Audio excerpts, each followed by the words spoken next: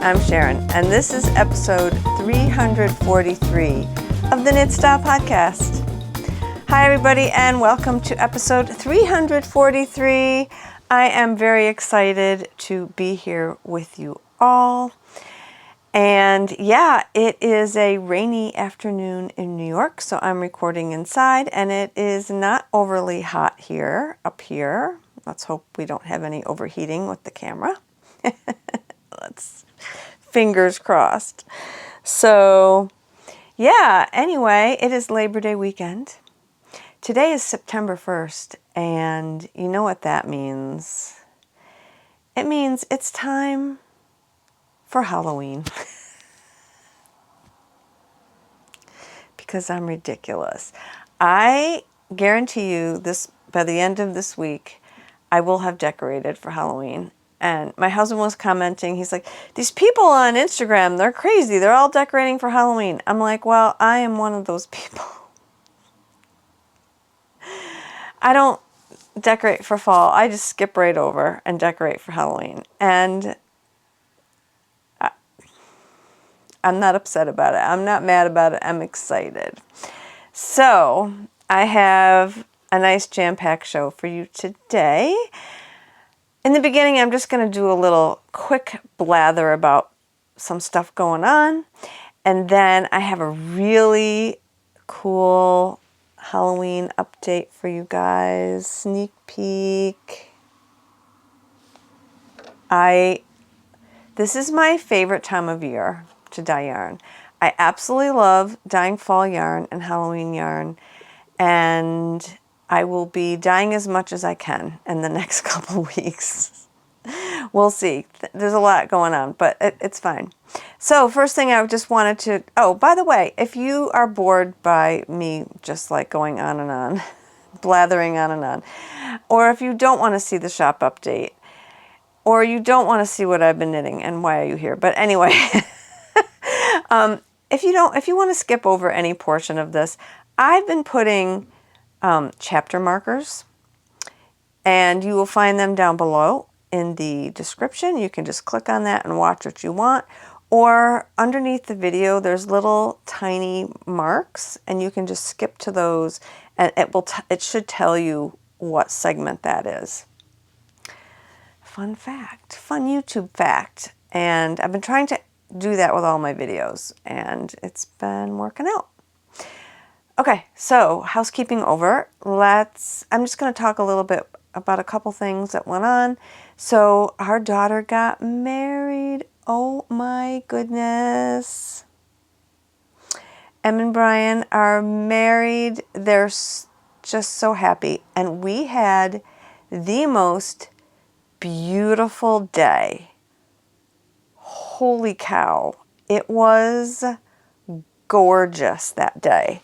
It was the perfect weather. The wedding was in Massachusetts. No rain, hardly any clouds, not humid. It was like mid-70s. Perfect. You couldn't ask for a more perfect day. They got married outside at the venue, and oh my gosh, if you wanted an outdoor wedding, it couldn't have been a more perfect venue or weather. It was incredible. So amazing. I was the mother of the bride, and that was so fun.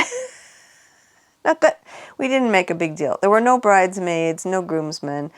Our son Troy was Em's best man, and Brian's brother was his best man, and it was a very informal type of day, and yet nice, and just perfectly as fancy as you kind of wanted it to be. I wore my beautiful dress. I'll pop pictures in as I'm talking. And it was amazing. DJ, fantastic. I'll put some pictures. We sat with Richie's daughter and her extended family, his two granddaughters, his great-grandson, and his son-in-law, or his great son-in-law, I guess, and son-in-law, I don't know, their whole family. And we always have a good time with them. My stepdaughter, Michelle, Richie's oldest daughter, and I have always got along very well. We have a lot in common. We like the same TV shows. We get along. We jive. So we had a blast together, dancing to all the 80s music. The guys didn't really want to dance too much. Actually, Michelle's son-in-law, Brian, he's a character. He's a riot. He's a minister. And very outgoing. He's a youth minister, and he's hilarious. And we had a blast with all of them. Yeah, it was just so much fun. And Em and Brian were so thrilled.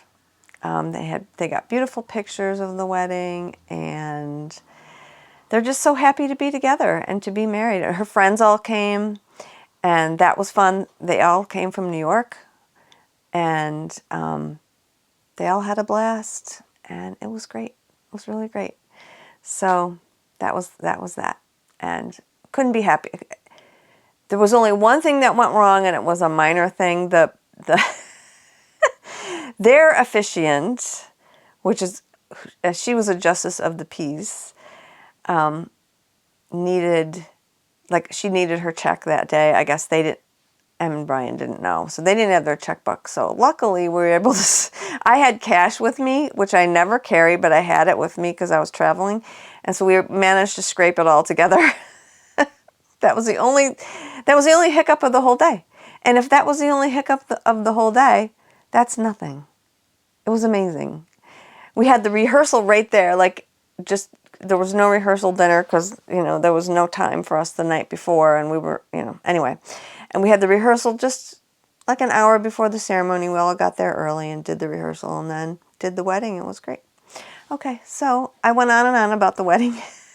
And it's over. So Em and Brian are going on their honeymoon in late October.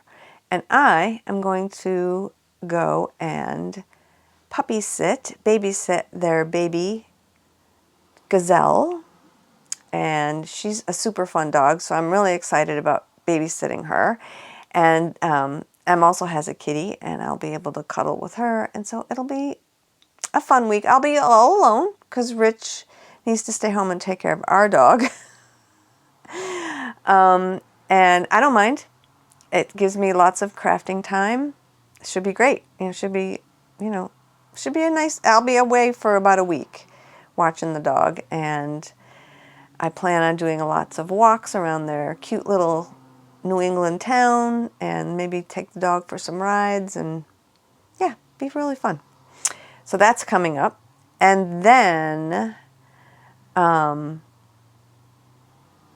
of like a weird, well, it's not a weird thing. So a downer, and yet we're trying to make lemonade out of lemons.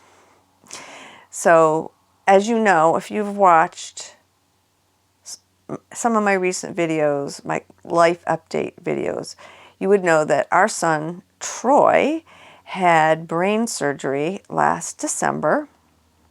He had a meningioma. It was stage 2, most likely caused by radiation that he had had as a child, as a toddler. He had leukemia. And he's in remission from that for like 26 years. He's been in remission. The tumor was not cancerous. However, it was a aggressive tumor. So they removed the entire tumor, and that's awesome. It's clean. However, there is a 50% chance that it'll come back. And he's young. He's only 29. And that's a chance that he doesn't want to take. If he were older, it wouldn't be as much of a risk. But if it comes back, he would have to have more brain surgery and radiation anyway. So he has to have radiation. So now they don't like to radiate your brain, well, any part of you, too much. 'Cause it's risky in of itself. However, he is getting a very specialized radiation treatment. It's a different type of radiation treatment. I'm not going to go into it, but It really like pinpoints the area much better and is less damaging to the brain cells. So he is starting that in a couple days, and it is in New York City. So we live pretty close to New York. We live over 60 miles away, but it's an hour and a half train ride.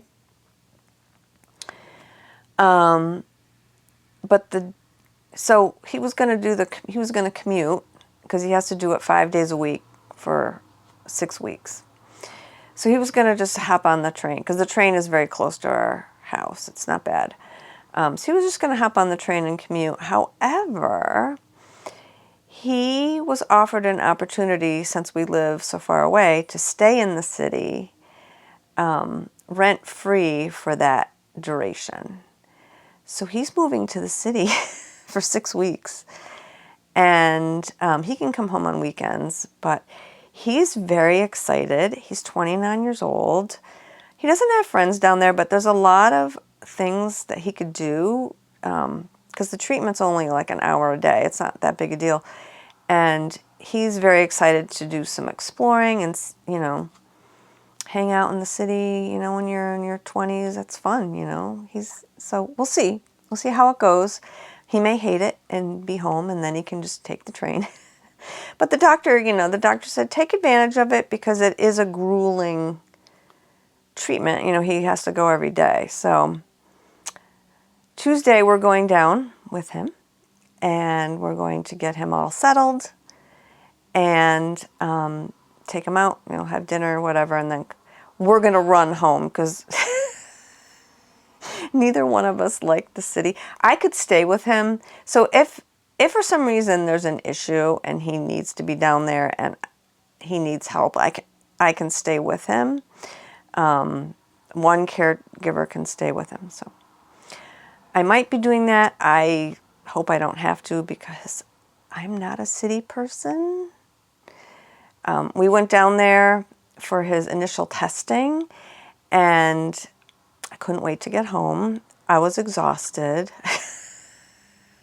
I was there for like 4 hours, not even. And it was a lovely train ride, and I did a lot of knitting, and I couldn't wait to get home.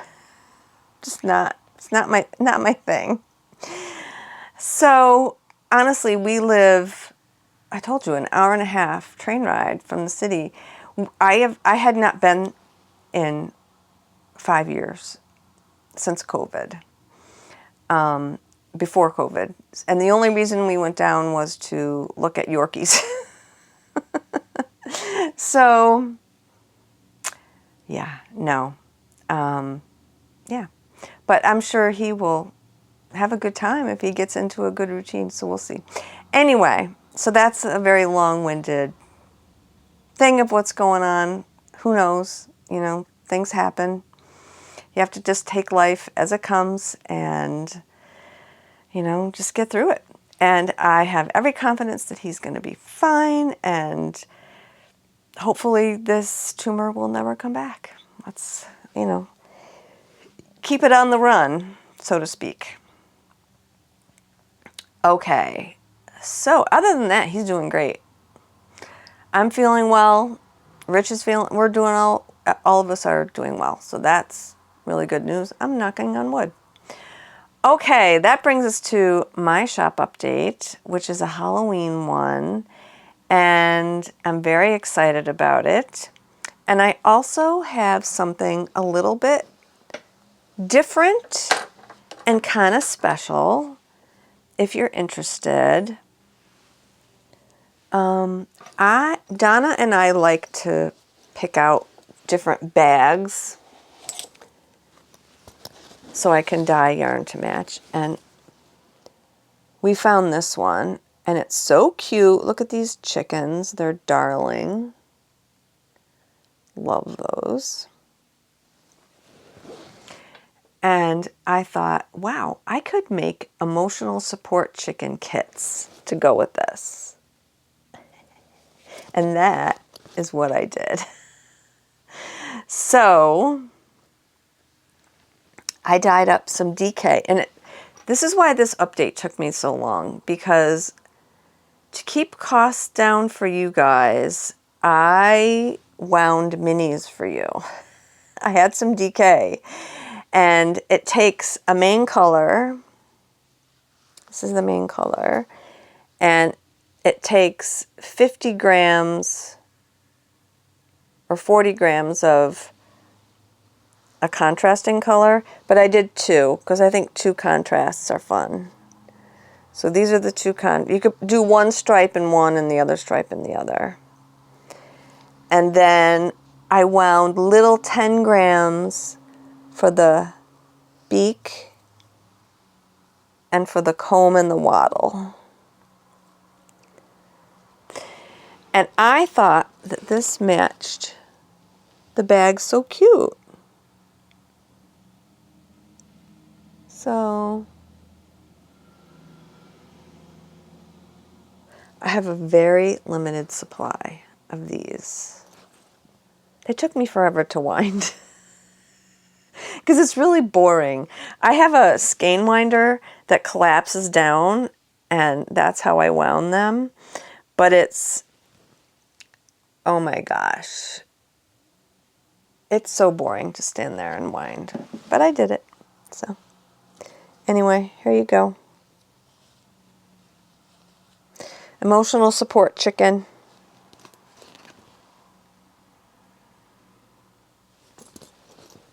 Those are in the shop. So I cast on a emotional support chicken. I didn't get very far. I have to force myself to knit smalls. I'd like to gift this to Em and Brian for Christmas, although I'm afraid their dog might destroy it. But just to give you an idea of what the fabric would look like, it's so pretty. So that's what the body would look like. It's got some really cute speckles. And then there's the contrast color and the other contrast. It's very cute. And it's fun. I just have to sit down and just force myself to knit it. And then to finish it, because just the thought of having to sew it and stuff it is just, it's not the kind of knitting and finishing I like to do. So it's okay. But I know those of you out there would love to knit stuffies or whatever, and it's such a cute project. Yeah. Super fun. Okay. Then I did mini skeins, and these minis are already wound into minis because I would not be dyeing minis if they weren't pre-wound. That's how I buy them and dye them. So I am so in love with these. This is my variegated, speckly Halloween mini update. So this one is Dead Men Tell No Tales. And if you're a Disney fan like I am, you know what that's based from, the Pirates of the Caribbean ride. It's also a saying, you know, from books, I'm sure. I don't know where it originally came from. If you know, put a comment down below. Dead Men Tell No Tales. It's the first thing you hear when you go into the Pirates ride. Dead men tell no tales. It's really creepy. Okay, another Disney kind of themed is Not So Scary 2024. And I went on Disney's website and I looked up Mickey's Very Merry Halloween Party, and I found an image of Mickey's costume this year, and this is the colors in Mickey's costume. They're really cool. Okay, non-Disney themed. This one, I had it in my head. I wanted to dye a yarn called Bat Cave. And this is what I came up with. So this is Bat Cave. Love it. This, okay, so last year I did this one. This is Witchy Purple. And this year I did Witchy Green. And it's a very heavily layered yarn where I use probably most of my green dyes and come up with this. Same with this. This is Witchy Purple. It's all my purples. So this is what I came up with for my variegated speckly Halloween minis. I may come up with more. I don't know. We'll see.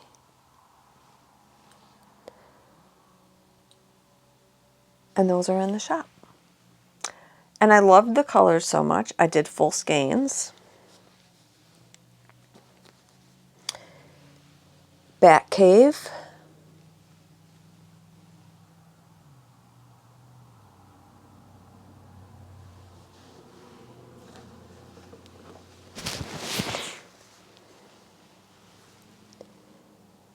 Dead Men Tell No Tales.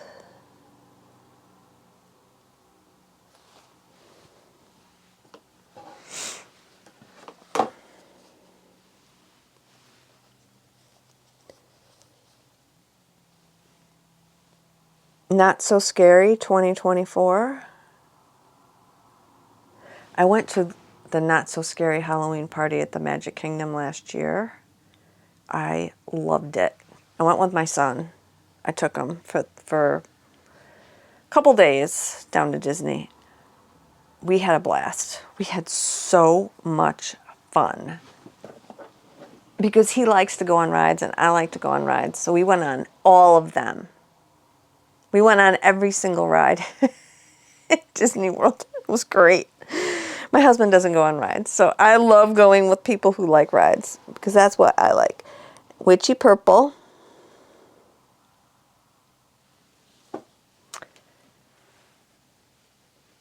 Full skeins of Witchy Green.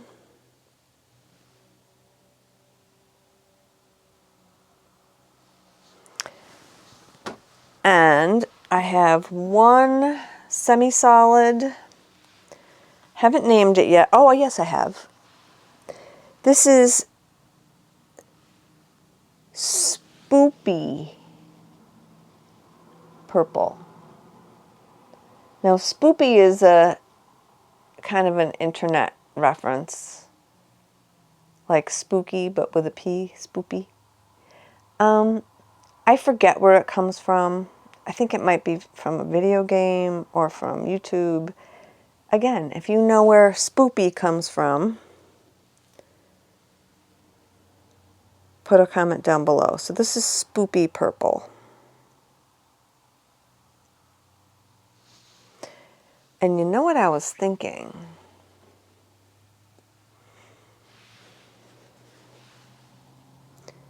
Spoopy Purple and Witchy Green. Stephen West's knit-along. Because you could do a solid, semi-solid, and a light and a speckle. I'm going to be dyeing some yarn for that in the next couple weeks too. So, yeah, fun. If you want me to come up with some custom colors for you, just let me know because I do custom dyes. So if you have 2 colors in mind and you want me to do it, I will. Okay, that is it for the shop update. Thank you for checking it out. I appreciate it. Again, it's my favorite time to dye yarn. I just love fall colors. They don't all look good on me to wear. I mean, I think greens. Yeah, greens are nice. I can't wear purple. Well, I guess this color is not too bad. Other purples don't. Like this color is not. I've tried on dresses in this color. doesn't do anything for me. A lot of people are having their colors done now. I had my colors done back in the 80s. So how old was I? 30? I don't know. Was I in my, I guess. Maybe it was even early. I think I was younger. I think I had it done in the 70s. I'm going to be honest, because I think I remember going with my mother. And I might have been in my early 20s. So that was back in the 70s. Wow. It was a long time ago. Have you guys ever had your colors done like back in the day? Leave a comment. I'm curious because, yeah, that was fun. I think I remember them telling me I was a spring. Okay, so I can't remember. I'm either a spring or a summer. And they said, you're a spring, and if they tell you you're a summer, they did it wrong. Okay. So I can't, or either I'm a summer, and if they tell me I'm a spring, they did it wrong. So I'm one of those two. I do remember them saying that black is not good for me. I wear a lot of black. I remember them saying browns are good for me, and I do like brown. Speaking of colors and shirts, I got this shirt at Old Navy with kitties on it, Halloween kitties. I'll tell you, I wear t-shirts. I either wear t-shirts or sweatshirts because I don't work outside the home anymore. I don't have a 9-to-5. Even if I did, I probably would still wear t-shirts because I just like t-shirts. And I've been buying most of my t-shirts at the Gap. And the medium is generally a little bit too snug on me, and the large is too big. I have found, I just ordered a couple from Old Navy. The large fits me perfect. And I'm probably now like a 37-inch bust, maybe 38. I guess, I don't even know. I haven't measured myself in a while. But, yeah. Old Navy large fits me. They wash great. I think they wash even better than Gap. So if you're looking for t-shirts, and they're soft. Oh my, I love them. So I bought a bunch. Okay, speaking of fit, we're going to talk about fitting sweaters in a few minutes. But before we do, I am going to show you what I've been working on. And I'm really excited because I have a finished object, you guys. Oh my goodness. I finished my grand opening shawl. The shawl took me forever because it's a little fussy, I'm not going to lie. You have to pick up stitches, and it's not your straight triangle because she just did some zigzags, which I love. I mean, it's beautiful. Look at that.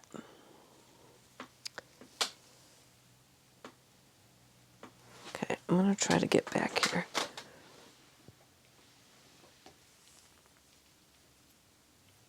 Isn't that gorgeous?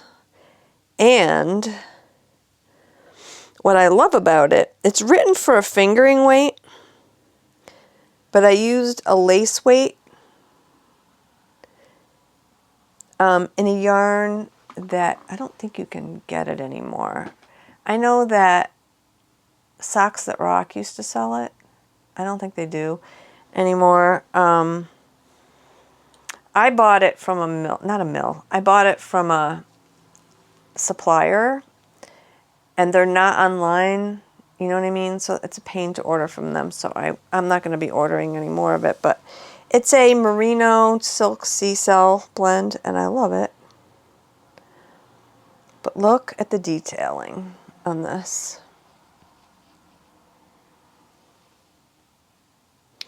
So you start, it's a top down. You start, you just do a little triangle, and then you you kind of zig and you pick up, you put stitches on a holder and then you knit, I forget which part, maybe this part, and then you knit this part, and it kind of, and it's nice for like a gradient, or you could do it out of minis. It's written for minis. It's written for an Advent mini set. So if you have 24 minis that are coordinating, even if they're not coordinating, it would be nice. Fingering weight shawls tend to be a little big on me, like a 24. This would be huge on me in a fingering weight, but it's actually perfect. So I'm going to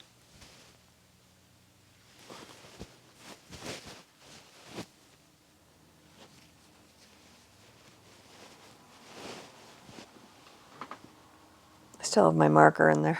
I still have one end to knit to weave in. Love it. I will wear this a lot.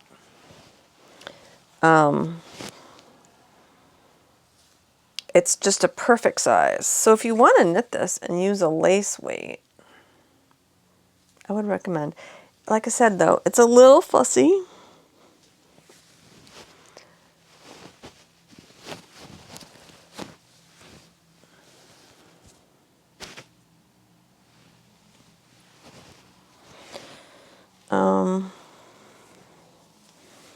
But I'm very happy. It's probably how I'll wear it. Either that or the other, just like wrapped around. But I love neutral colors, and I wear a lot of black and gray, or I wear a lot that would go with black and gray. The only time I ever dress up is when Rich and I go out. And we go out a lot because we like to eat out. And I don't know, sometimes I'll throw on a dress. And especially in the cooler months, I like to put a shawl on. And this would go with a lot. So I love it. So this is finished. Thank goodness. It took me some time, let me tell you. And I only knit like 2 hours a night. And sometimes I only get 1 or 2 rows in because I'm falling asleep. Have you guys ever knit like half asleep? I have. And I've knit half asleep and I haven't made mistakes. And I've knit half asleep where I have made mistakes. So, all right. Some other things I've been working on. Socks. Always have socks on the needles. I am knitting these concurrently. These are just your basic Fish Lips Kiss heel top down sock recipe that I use. This one is almost done. It just needs the toe. My least favorite part of a sock, because I forget to do the decreases, or I do too many. It happens all the time. It's annoying because I don't pay attention. And then here's the second one.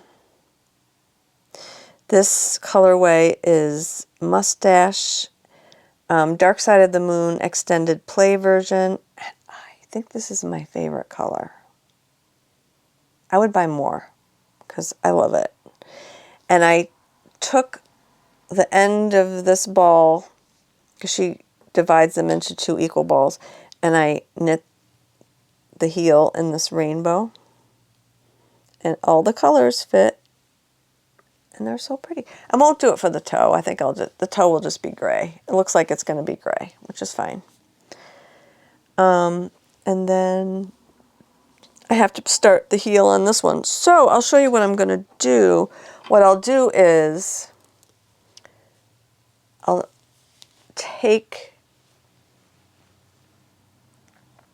unravel this and get to this rainbow part. And I'll put the rainbow in for the heel of this. So I I only change yarns for the heel on these, just to make them extra bright. Because that is fun for me. And they're getting there. I'll be on the train on Tuesday. And when I went down with him to get all his tests done before his treatment, I said, I'm starting a new pair of socks. So this is Mustache Yarns in, I think it's the dark, let's see if I have it right here. No. Might be Dark Emperor. It is a Star Wars reference. It refers to Emperor Palpatine. And I'm upset. I couldn't get this colorway out of my head. I was dying to cast it on. And that's what I did. And then I realized, Cher, you're knitting gray. So much gray.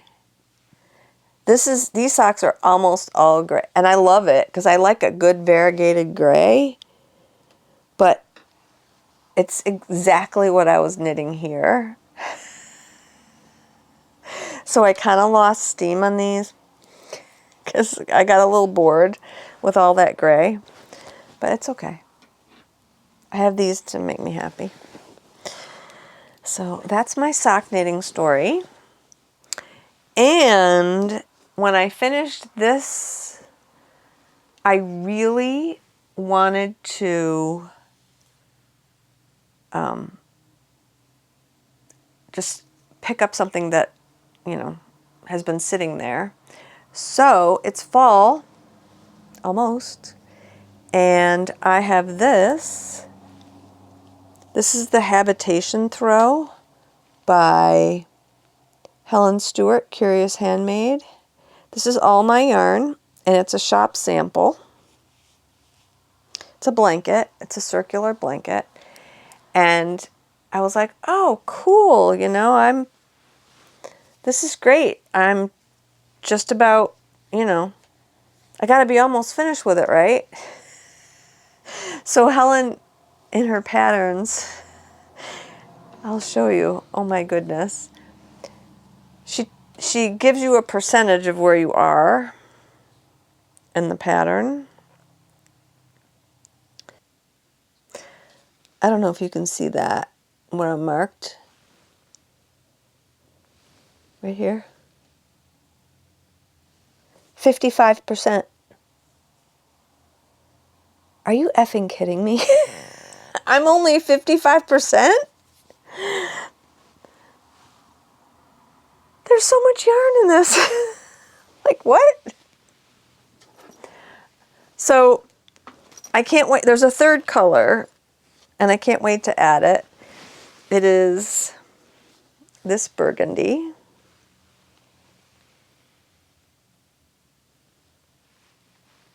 I'm almost there, but oh my goodness, I still have half of it to go.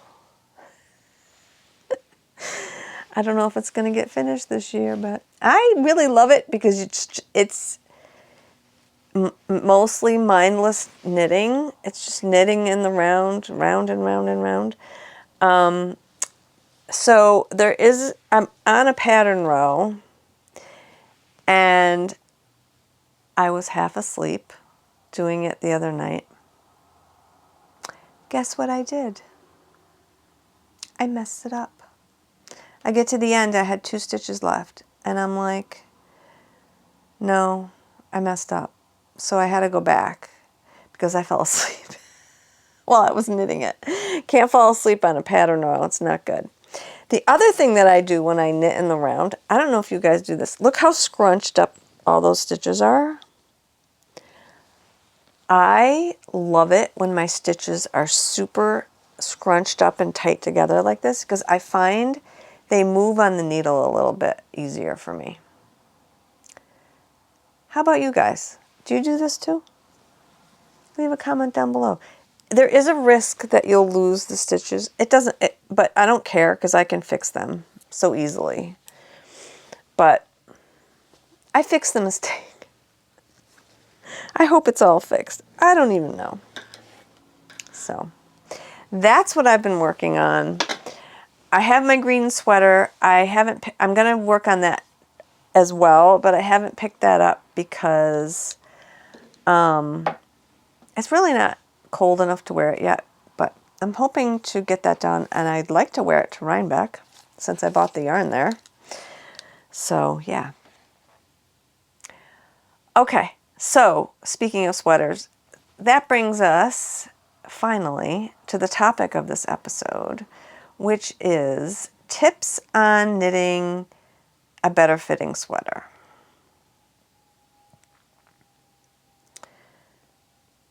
So all of these tips basically are gauge related tips, but I'm going to give you another kind of one that I want to throw in there. Not so much about fit, but about the appropriateness. Maybe appropriate isn't the right word. Probably isn't. Maybe that's the word. The practicalness of the sweater that you pick. I have yarn, here's an example. I have yarn for a hitofude. You guys know what that is. Like everybody has knit a hitofude. Not everybody, but a lot of people. And I have yarn for it. I am not casting it on because it is a more formal work sweater, I would say. I'm not going to wear that sweater in my daily life. It's beautiful, it's lace. Maybe I'd wear it going out with Rich, probably not. It's not something I'd wear a lot, so I decided not to knit it. Right now, I'm wearing t-shirts and sweatshirts. So I am trying to knit things that are soft and comfortable and warm. And I have a bunch of them in my closet that fit that, and then I have some that I've knit in the past that I'll never wear again. So, not really a fit issue, but look at your lifestyles, I guess, is what I'm saying. And right now, I just want a simple, warm, easy to fit sweater. Like a t-shirty or a sweatshirty kind of fitting sweater. I don't want anything fancy. I don't really wear cardigans. I mean, if I'm going to wear a cardigan, I'd wear just a zip-up jacket. So I don't knit cardigans for myself anymore. Yeah. Anyway. All right, so let's talk about gauge and swatching.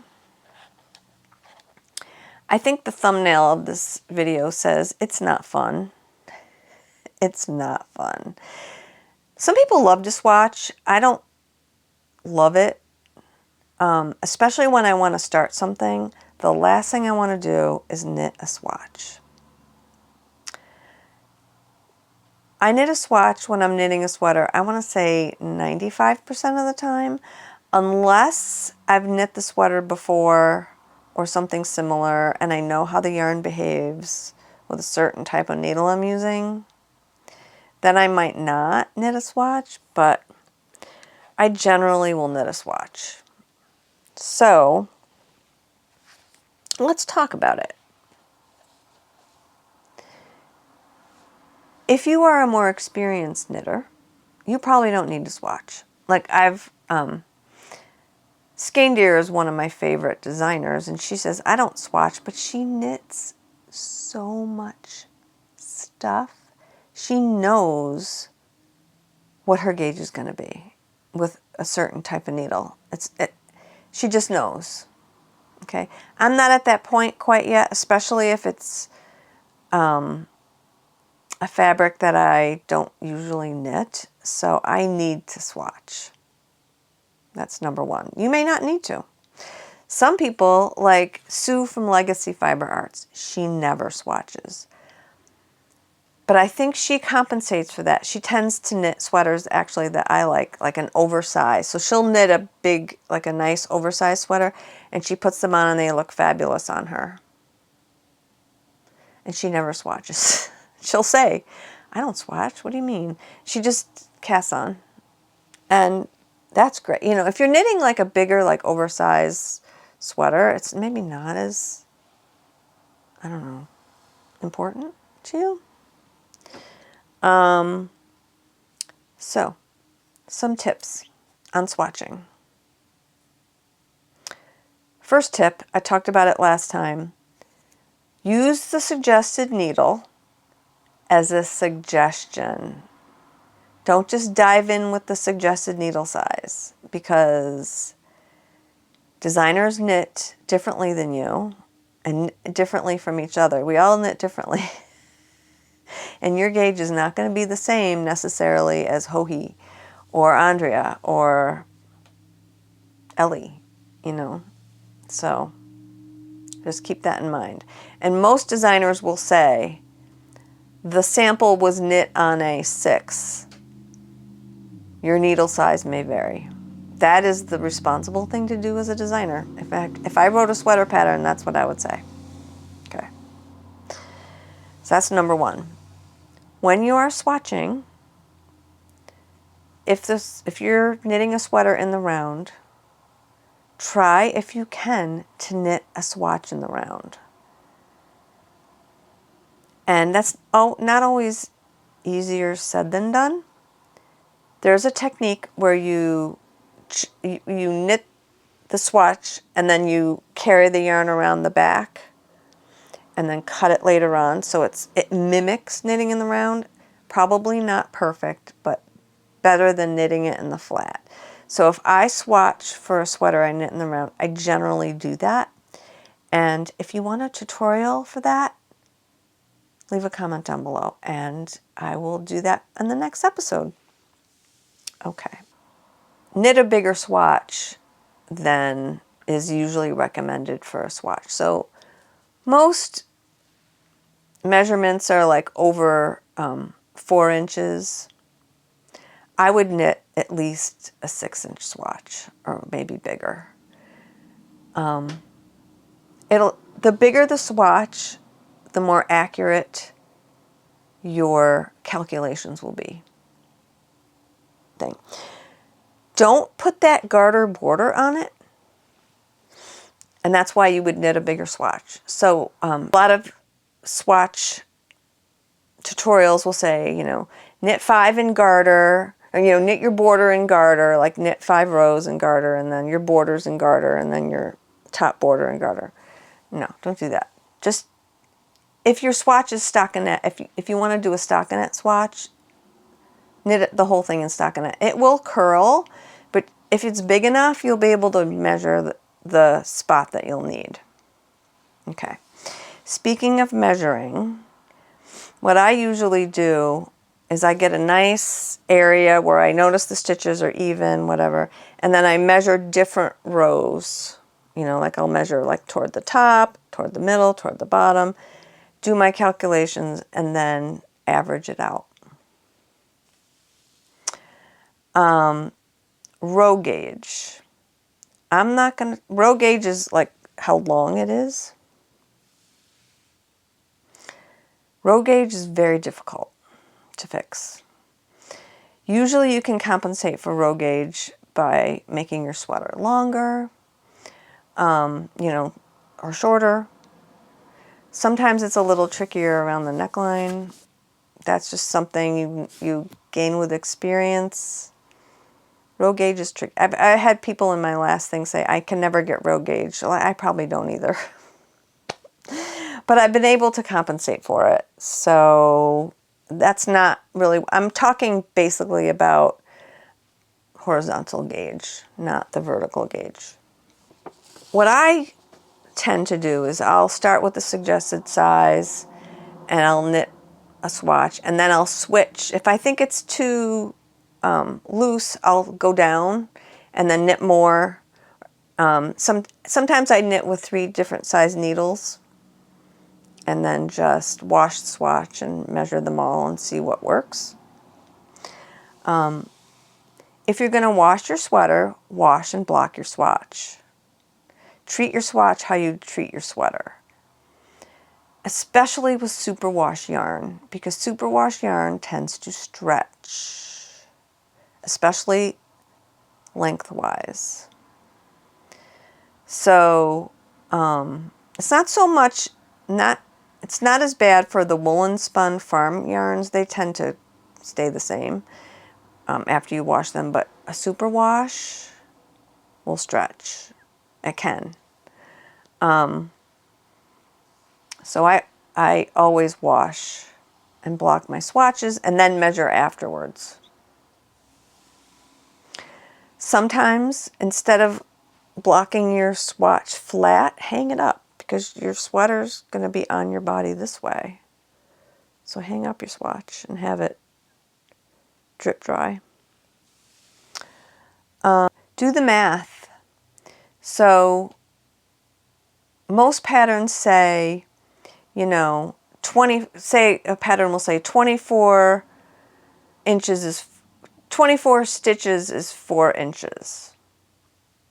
Okay, which would be 6 stitches to the inch.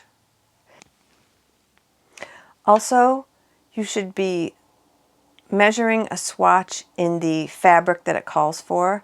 So if it's a fisherman's rib, if the pattern says do a fisherman's rib swatch and measure it, measure it. Some patterns say swatch in stockinette, even though it's a cable pattern. So you just have to read the pattern. All right.